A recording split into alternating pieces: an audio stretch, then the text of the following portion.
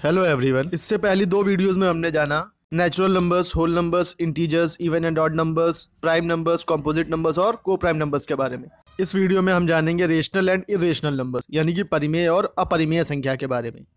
सबसे पहले देखते हैं रेशनल नंबर्स यानी कि परिमेय संख्या। रेशनल नंबर्स हमेशा p बाई क्यू की फॉर्म में होंगे, जहाँ पर p और q दोनों इंटीजर्स होंगे। इंटीजर्स के बारे में मैं आपको बता चुका हूँ पहले ही।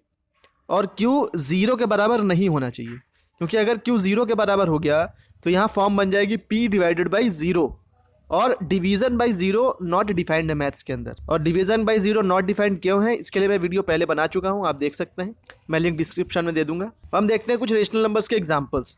तो रेशनल नंबर्स के एग्जाम्पल्स हो सकते हैं 1/2, 1/3, 4/5, 1, 2, 3, 4, 5 counting numbers, so on etcetera. तो अगर हम 1/2 देखें तो इसमें p क्या है 1 और q क्या है 2, और यहाँ पे q 0 के बराबर भी नहीं है, तो ये p बाई q की फॉर्म बन रही है, इसलिए रेशनल नंबर है। ऐसे ही 1/3, 4/5, इसमें भी दोनों p और q इंटीजर्स हैं, इसलिए ये भी हमारे रेशनल नंबर्स हैं। अब हम देखते हैं 1, 2, 3, 4, 5 सो ऑन, जो हमारे ये काउंटिंग नंबर्स लिखे हुए हैं, ये रेशनल नंबर कैसे होंगे, क्योंकि इसमें तो एक ही नंबर है p, 1, 2, 3 ये p हो गया, q क्या होगा इसमें। तो कोई भी नंबर अगर लिखा हुआ है तो उसे हम इस तरह से लिख सकते हैं, जैसे 1 है तो 1 को लिख सकते हैं 1/1, 2 को लिख सकते हैं 2/1, 3 को लिख सकते हैं 3/1।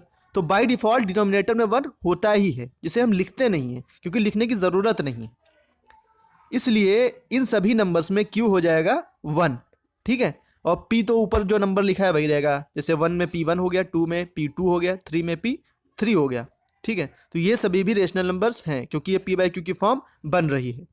इसी तरह से अगर हम 0 को भी देखें तो 0/1 हम लिख सकते हैं, और 0/1 बराबर 0 आता है, तो 0 भी एक रेशनल नंबर है। हम आगे देखते हैं, तो रेशनल नंबर्स टर्मिनेटिंग होंगे, या फिर अगर टर्मिनेटिंग नहीं है मतलब कि नॉन टर्मिनेटिंग है तो वो रिपीटिंग होंगे।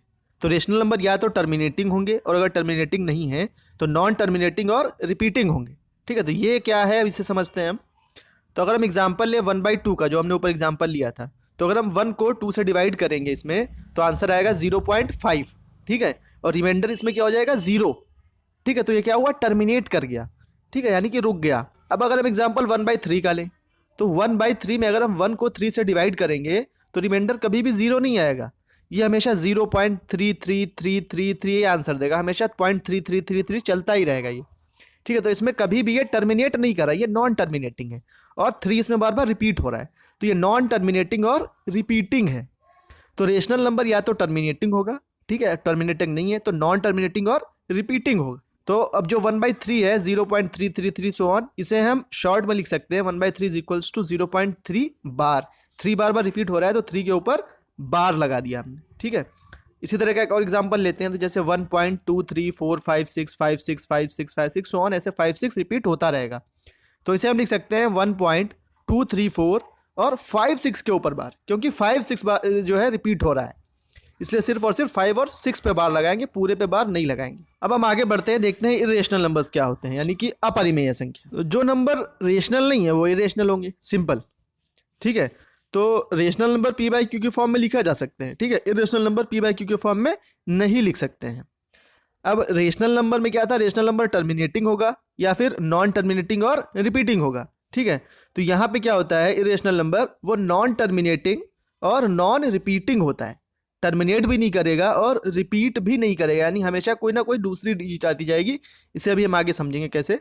और किसी भी ऐसे नंबर का स्क्वायर रूट जिसका स्क्वायर रूट परफेक्ट ना हो, मतलब जैसे कि √4 है तो उसका परफेक्ट स्क्वायर रूट है, क्या आएगा 2 आएगा, ठीक है, तो वो रेशनल नंबर है। लेकिन अगर हम √2 ले, ठीक है, तो ये परफेक्ट स्क्वायर रूट इसका नहीं है।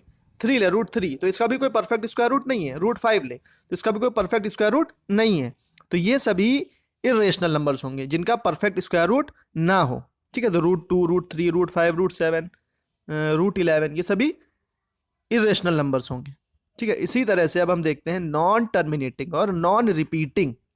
मतलब जैसे एग्जांपल लें 1.3245673467 जो मैंने अभी लिखा है यहाँ पे स्क्रीन पे, तो ये क्या, इसमें कोई भी नंबर एक कोई सीक्वेंस रिपीट नहीं कर रहा है, ठीक है, हमेशा कोई ना कोई दूसरी डिजिट आती जा रही है, कोई दूसरा सीक्वेंस आता जा रहा है, तो ये नॉन टर्मिनेटिंग है और नॉन रिपीटिंग है। अब सबसे बढ़िया एग्जाम्पल है इरेशनल नंबर्स का पाई। तो पाई की वैल्यू होती है 3.1415926535, ऐसे सो ऑन, ये निकलता ही जाएगा, ठीक है। तो ये कभी भी रिपीट नहीं करेगा और कभी भी टर्मिनेट नहीं करेगा, ठीक है। तो पाई हमारा क्या है, इरेशनल नंबर। अब हम पाई को लिख देते हैं 22/7, तो पाई नियरली इक्वल टू 22/7 होता है, पाई 22/7 के बराबर नहीं होता है, लगभग बराबर होता है। तो पाई तो हमारा इरेशनल है क्योंकि ये नॉन टर्मिनेटिंग और नॉन रिपीटिंग है, लेकिन 22/7 p/q की फॉर्म में लिखा हुआ है, इसलिए ये रेशनल है। तो pi is irrational but 22/7 is rational number. अब यहाँ पे हमारा नंबर सिस्टम पूरा हो जाता है। तो मुझे लगता है कि आपको नंबर सिस्टम के बारे में कुछ जानकारी हासिल हुई होगी और आपको समझ में भी आया होगा। Thank you.